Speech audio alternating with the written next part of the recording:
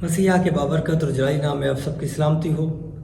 امید کرتا ہوں کہ آپ سب بہت بہت خیریت سے ہوں گے اور خداوند آپ کی زندگی میں نئے نئے اور عجیب عجیب کام کر رہا ہوگا۔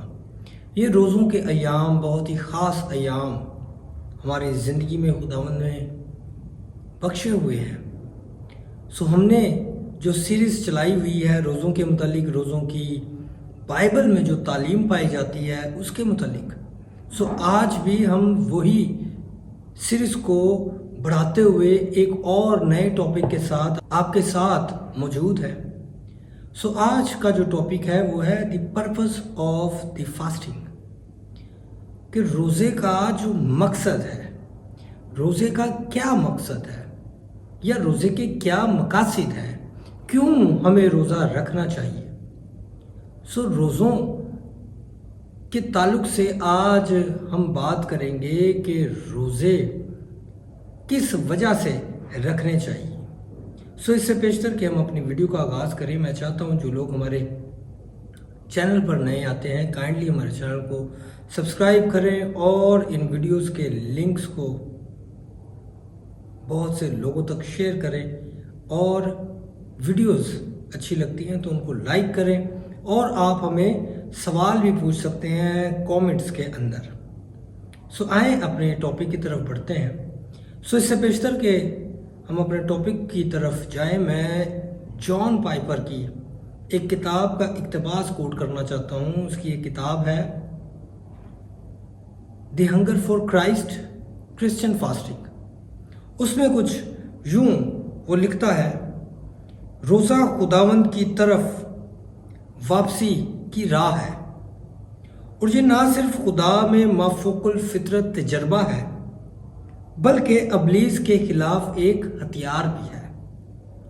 اور وہ ساتھ یہ بھی کہتا ہے کہ روزے کے ساتھ ہم خداوند یسوع مسیح میں ایک بڑا مضبوط رشتہ قائم کر سکتے ہیں۔ وہ جان پائپر روزے کی ڈیفینیشن کچھ یوں بیان کرتا ہے۔ روزے کے مقاصد کی طرف اگر ہم آئیں کہ روزے کا مقصد کیا ہونا چاہیے، سب سے پہلے ہم داؤد کی بات کر لیتے ہیں۔ جناب داؤد نے اپنے بیٹے کے لیے، جب اس کا بیٹا ہوا وہ بیمار ہو گیا اور خداوند کے حضور اس نے 7 دن تک ماتم کیا، 7 دن تک اس نے ٹاٹ اوڑا، 7 دن تک اس نے روزہ رکھا۔ جب ہم نہمیا کی بات کرتے ہیں تو اس نے اپنی قوم کے لیے روزہ رکھا، اپنے شہر یروشلم کے لیے روزہ رکھا، اپنے دکھ کے لیے روزہ رکھا۔ اور جب ہم بات کرتے ہیں نینوا کے لوگوں کی تو انہوں نے توبہ کا روزہ رکھا، توبہ کی منادی کروائی گئی، توبہ کے لیے انہوں نے روزہ رکھا، خداوند سے رحم طلب کرنے کے لیے انہوں نے روزہ رکھا۔ بائبل مقدس میں بہت سی وجوہات کی بنا پر روزہ رکھا گیا۔ آستر کی بات کر لیں تو آستر نے 3 دن کا روزہ رکھا تھا۔ دانیل کی بات کریں تو اس نے 21 دن کا روزہ رکھا کہ مجھے وہ ویژن، اس رویا کا جواب مل جائے۔ اور آستر نے اپنی قوم کو بچانے کے لیے، بنی اسرائیل نے فتوحات حاصل کرنے کے لیے، جب بائبل مقدس میں لفظ روزہ پہلی بار استعمال ہوا تو یہ قوم بنی اسرائیل کے لیے لفظ استعمال ہوا تھا، جب اس نے بنیامینیوں سے لڑنے کے لیے، جنگ رکھنے کے لیے اور اس جنگ کو فتح میں تبدیل کرنے کے لیے خداوند سے پوچھا، اور اس وقت انہوں نے روزہ رکھا۔ بہت سے مقاصد بائبل مقدس میں پائے جاتے ہیں۔ ہمارے لیے بھی بہت سے مقاصد ہو سکتے ہیں۔ ہم کوئی فیصلہ کرنے جا رہے ہیں تو اس سے پہلے ہم کوئی روزہ رکھ سکتے ہیں۔ ہم نے کوئی بات خداوند کے حضور رکھی ہے تو ہم اس کے لیے روزہ رکھ سکتے ہیں۔ کوئی بیمار ہے تو ہم اس کے لیے روزہ رکھ سکتے ہیں۔ چرچ کی بحالی کے لیے ہم روزہ رکھ سکتے ہیں۔ بہت سے مقاصد ہو سکتے ہیں۔ بدروح گرفتہ شخص کے لیے روزہ رکھ سکتے ہیں تاکہ وہ آزاد ہو سکے۔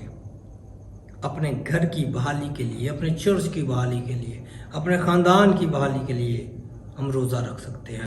روزے کے لیے بہت سے مقاصد ہمارے سامنے ہو سکتے ہیں۔ हमें देखना है कि हमारे लिए कौन सी ख़ास बात है जिसके लिए मैं रोज़ा रखूं और खुदावंद उसे मेरे लिए कर दे। खुदावंद वो प्रॉब्लम, खुदावंद वो तूफ़ान, खुदावंद वो परेशानी मुझसे दूर कर दे। सो मेरे नज़दीक रोज़ा फतह का नाम है।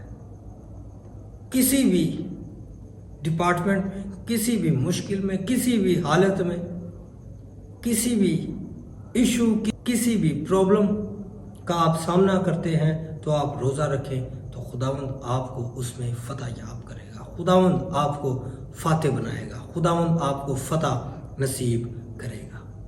सो रोज़ा बगैर किसी मकसद के कोई अहमियत ही नहीं रखता। रोज़ा हमेशा किसी मकसद के तहत रखा जाता है और खुदा फिर उस मकसद के तहत हमें फतह बख्शता है। बहुत शुक्रिया। खुदावंद आप सबको बहुत ज़्यादा बरकत दे।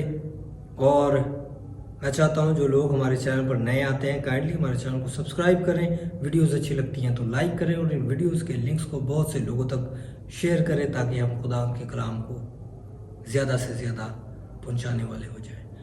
आज की वीडियो में इतना ही था। खुदावंद आप सबको बहुत ज़्यादा बरकत दे। आमीन।